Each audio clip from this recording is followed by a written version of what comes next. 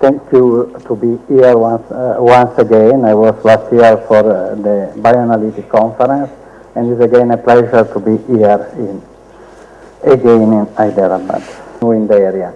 There is something of new.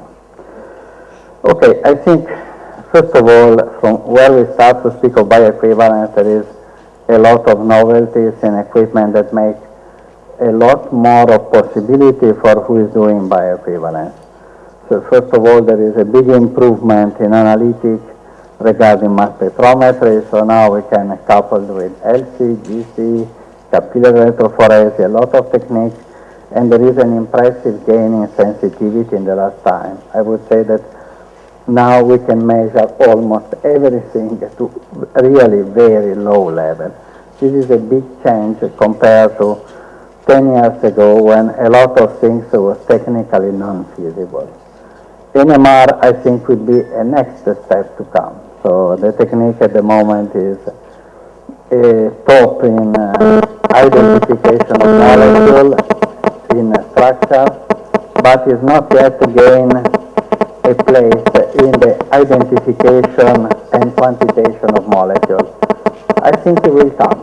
It has a huge potential, and derived from NMR, also magnetic resonance imaging, is a technique that will have a lot to tell us in the future for quantification and identification of molecules inside body tissue. We have new techniques like microdialysis now open even for man application that permit to study directly in tissue the concentration of drug. This is another big tool that we have not yet exploited enough, but it will learn us a lot in the future. With so much novelty in the analytical field, is coming something new even in the application, so in the real life.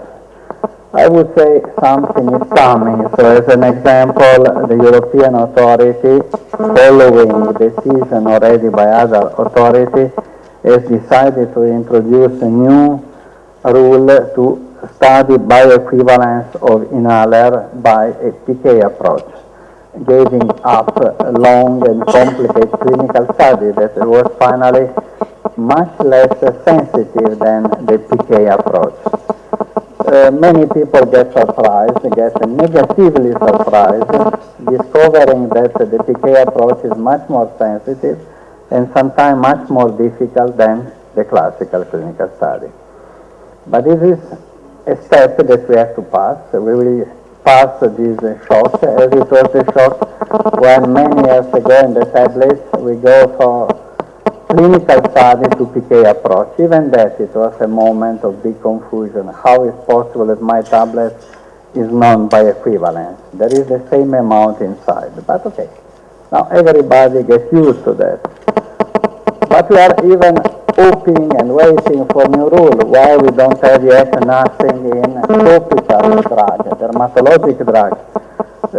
I mentioned before microdialysis, but there are even techniques like stripping